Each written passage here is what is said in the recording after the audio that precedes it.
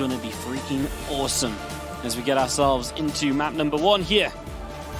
This is going to be starting off in the bottom right-hand side. Our red Terran player from Jin Air Green Wings, Maru.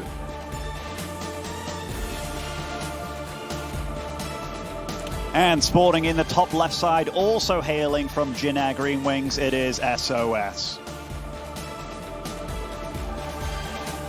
And we've seen in the past, you know, it's been talked about, Roddy brought it up in the little pre-match analysis, that sOs kind of gets in Maru's head, but also Maru sometimes does things that don't make sense when sOs changes it up. So really hoping we see a Maru today that's all it does, stop and thinks a little bit, because Maru has been one of these players throughout the entire time of watching him play who just is a bit arrogant with his play and will stick to what he knows and sticks to what he believes is going to happen.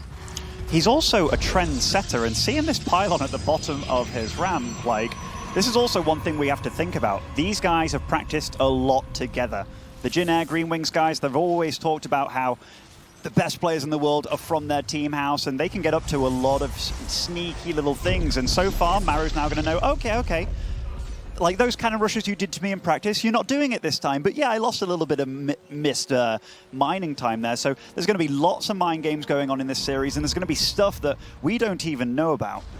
Yeah, absolutely. It's always a thing when these guys have played so much in practice and so on. They come to this event preparing against each other, because what's the likelihood of meeting each other? Yeah, further down the line, but you've got to get further down the line in the first place. So you can't just not make use of the resources available to you in the team house. As the CC and the Nexus comes down either side, we're getting a pretty regular expansion here, even Nexus before the Cybercore from sOs. So really not looking to get across the map too quickly, not looking to be overly aggressive. As for Maru, very standard Reaper, of course, into the factory, and it looks as though he's saving up for the reactor, not even a Marine. Yeah, he hasn't placed the factory near that reactor too, which usually symbolizes that he's going for something like Widow Mines later on because he doesn't want to do the switch, which I like a lot of stuff that Maru's done this game. He scouted with the SCV. He also respected the possibility of that cannon rush using an extra SCV. So that just shows that he's respecting everything that sOs is doing, but he's not overreacting, which is beautiful to see that he's not flustered in any way yet. And he's had the whole day to prepare for sOs as well, given that he was waiting in that top 8 bracket. Stargate is about halfway done, so sOs making his first tech choice of the series, and Stargate's not like PvZ where Stargate's like the go-to every game.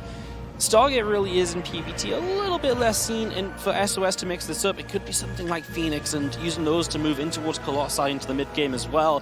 This might not just be that super standard Oracle harass, get some map control.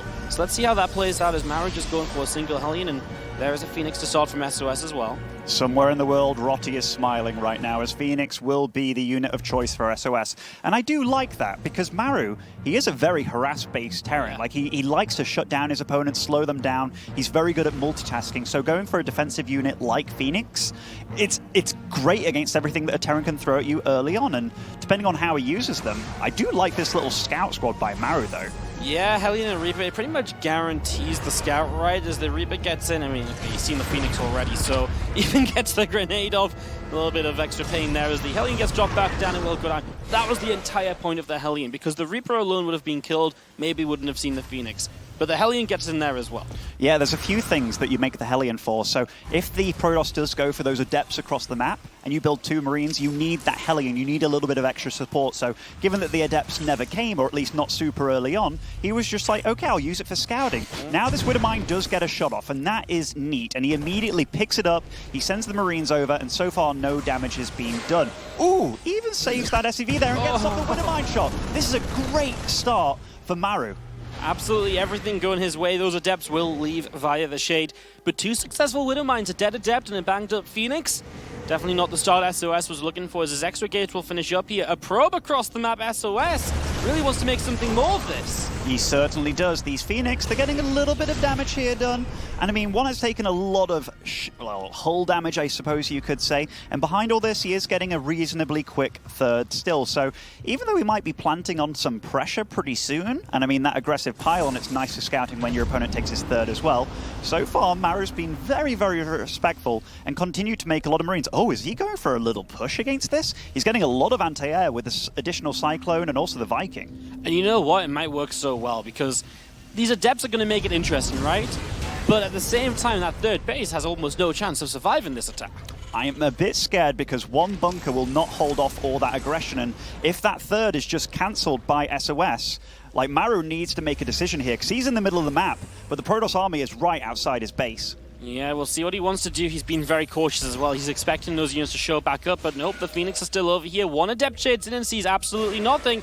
Viking already landed Cyclone there as well. He's actually got the Adept on the Warlock, so he cannot lift it. So Adept now in the main base, and this may be more of a problem. Not even the bunker to help out as SCVs are pulled instantly, but the Phoenix already making the lift on the first Cyclone. This was so good by SOS, sending one Adept forward just to block the depot. Pylon!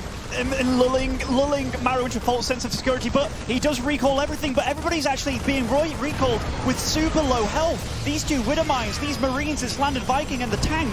How do you break this? Lovely pull with the probes, but he doesn't burrow at the last second there. Lifts up the Widow Mine, lifts up the Viking. The tank, though, is firing everything from afar. And that little group of Marines, they take down all the Adepts. So many Marines still left over as the Phoenix left lifting. Last few Marines are getting some kills. Phoenix after Phoenix dropping. More depth showing up, but there's still a siege tank here. And 3 Marines are currently unkillable. And a Cyclone showing up as well. Maru continuing to come across the map right now. Widow Mine off cooldown. And now he starts up that bunker as well. It looks as though Maru might just have SOS's number here in game 1. Wow, SOS on a clock here. If that bunker gets up, he's in a lot of trouble. The Phoenix, they fly over seemingly one last time. He does pick off the Cyclone. The Phoenix are low, the Adepts are low. The Marines focus firing down these Phoenix, and great micro by Maru in game 1. Flawless decision making by the young Terran.